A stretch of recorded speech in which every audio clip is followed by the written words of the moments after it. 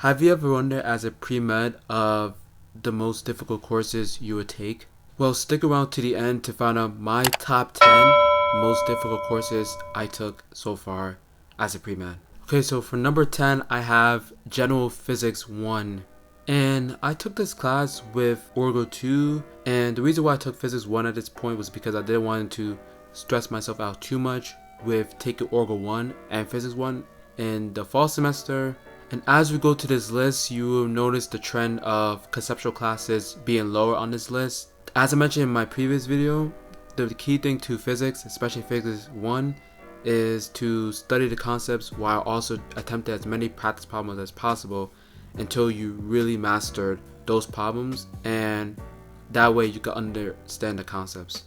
Unlike other math-oriented science classes, I noticed that my professor's test questions were pretty similar to his homework assignments, practice exams, and review videos. And for this class, I put in around 6 to 9 hours a week, which is fairly low compared to other science classes. And when I was taking practice exams, this time greatly increased to 9 hours, sometimes even 10 hours. At number 9, to a surprise for some people, is Intro to Sociology. And I took this with Orgo 1 in Basic Statistics for Research. And the reason I took Basic Statistics for Research as well as Intro to Sociology was because I didn't want to do very bad when I was taking Bio 1 with Chem 2. And the reason I felt like this was a little bit harder than usual was because the professor I had didn't really suit my needs. And the difficulty of Intro to Sociology depends on the professor. And I sort of wish I took this either another semester or I took another sociology professor, because the professor I had was definitely a little bit harder than usual. And I felt like it was a little bit more difficult because the professor put a lot of tricky questions that wasn't really covered on the lectures at all. And the reason why it was also harder was because lectures were more opinion based than factual. So I wasn't really learning too much about sociology anyway. And overall, I did alright in the end, but it would have been better if I either rated or I took this class with another professor. And number 8, which is again a surprise to some people, is Organic Chemistry 1. And I took Orgo 1 with Basic Stats for Research, and so basically the same schedule I had above.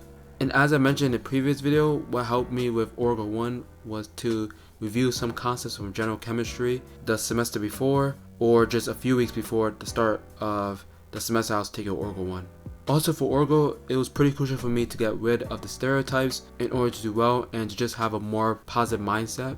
And the key with Orgo 1 and Orgo 2 as well is to do as many practice problems as possible to intuitively understand the mechanisms while actually memorizing them. Because if you memorize them, it will take you much more time to really understand it, and it might make you even a bit more miserable. And lastly, the reason why Organic Chemistry 1 is so low is because test questions weren't as tricky as General Chemistry, which I'll get into later, and therefore they were much straightforward. At number 7, we have General Chemistry 2, and I took this class with Bio 1 and Expos, which is expository writing. And General Chemistry 2 was more math oriented than General Chemistry 1, which is definitely gonna favor me. And that's why General Chemistry 2 wasn't as high in the list. Like physics, you have to do a lot of practice problems while also understanding the material. And again, this will really make sure that you can answer the test questions in a very effective way. And another reason why this class was so low on the list was because in my last 2 midterms, I actually got pretty high A's, which I can only say for a few classes. And even though General Chemistry 2 wasn't as hard as General Chemistry 1, it was even more important to be really interested in the material, because there were a lot of terms that were new compared to General Chemistry 1. And some of these terms were equilibrium, kinetics, solutions, free energy, acids and bases, etc. And even though there was still a few tricky questions in General Chemistry 2, they were definitely less than General Chemistry 1, because it was more math oriented and a little bit less conceptual. At number 6, we have General Chemistry 1, and I took this course with Calculus 1. And as I stated in the last course, this class was definitely more conceptual than General Chemistry 2, and this was one of the first courses I took as an undergrad actually. And while General Chemistry 1 was a conceptual class and not a memorization class, it definitely felt like a weed art class, and I tried not to get that into my head. And I faced a lot of problems with this class as my midterm grades were okay, but I know I could be doing so much better, and that certainly didn't help with the professor I got, because he came out as pretty stern and sort of strict, and also he just couldn't teach at all. So I had to use a lot of outside resources, especially using another professor's notes that really helped me learn the material. And exams for General Chemistry 1 had a lot of tricky questions, and what I learned was I had to do a lot of practice problems from multiple resources.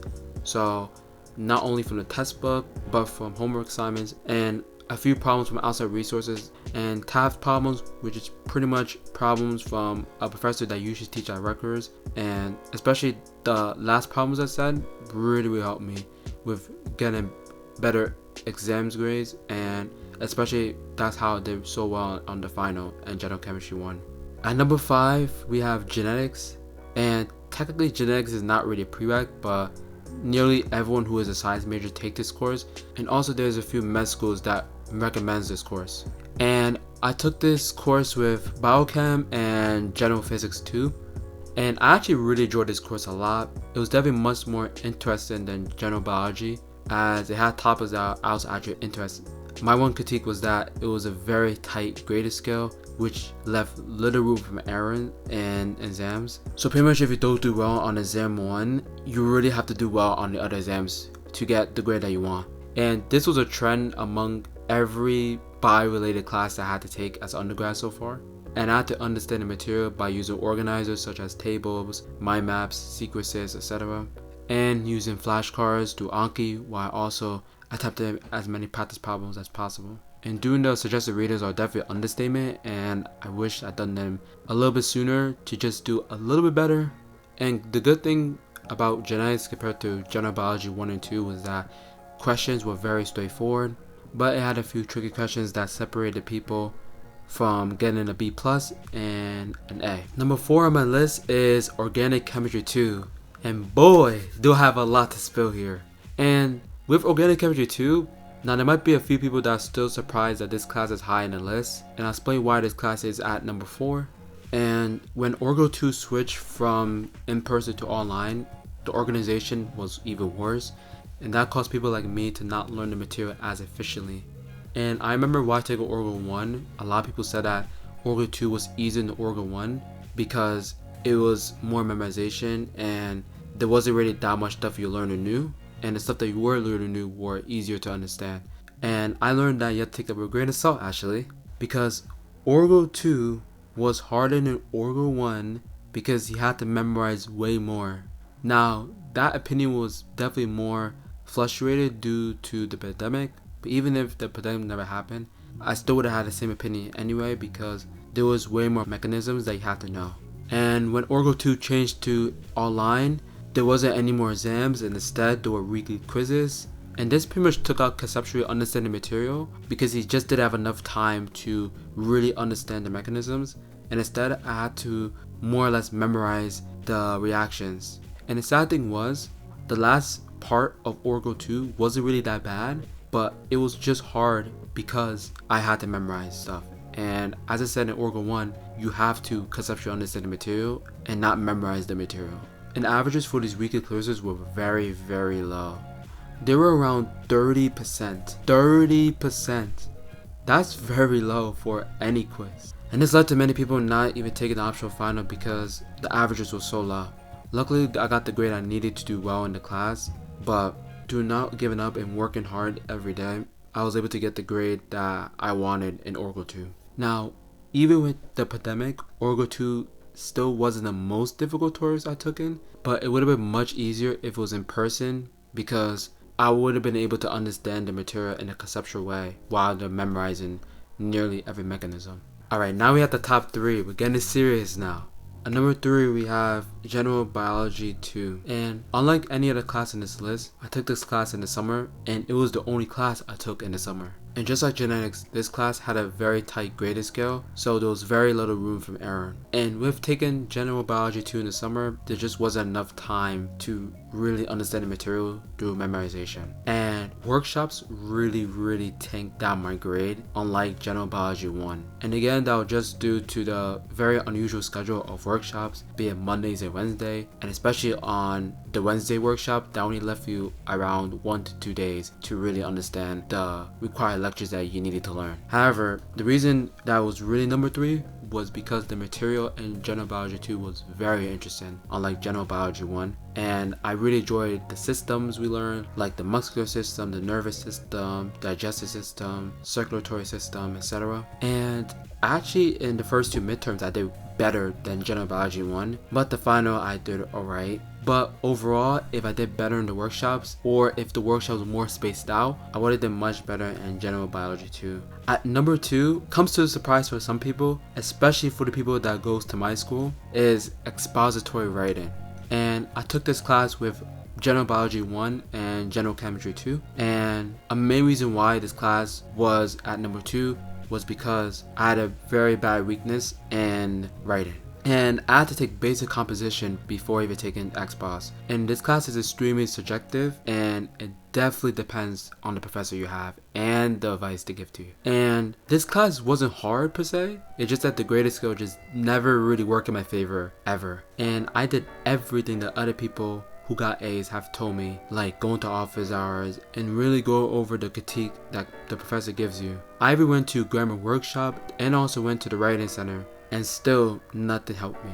And it just didn't help that my professor gave very broad criticism to improve my paper. But Sean, then why didn't I ask her about what does that criticism mean? Well, I did, and she refused to answer. So at that point, I knew I wasn't even gonna at least get a decent grade. And while I was hearing that other students had professors that gave more specific advice and were therefore easier, I had a professor that gave broad criticism, and therefore the class was much harder. In fact, the highest grade in the class was a B. Yep, a B. Alright, for number 1, can we have a drum roll please?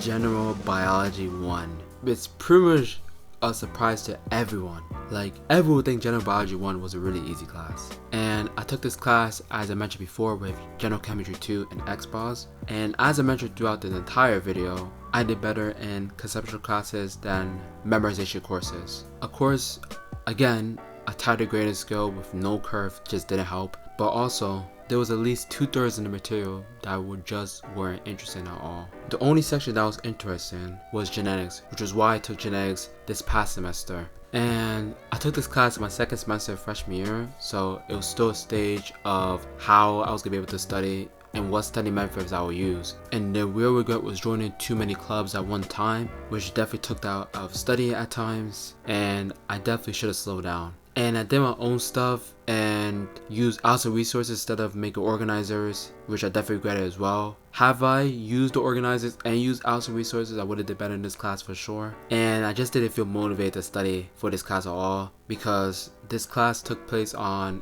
8:40 a.m. in the morning on Tuesdays and Fridays. And also I was figuring out my time management and getting that right. Still got a decent grade, but have I took things a little more slowly and followed the recommended organizer, in addition to doing outside resources, I would have definitely done much better in the class. Alright, if you enjoyed this video, please give it a like button and comment down below on what was your hardest class if you're pre-med. I'll see you guys next time, and peace.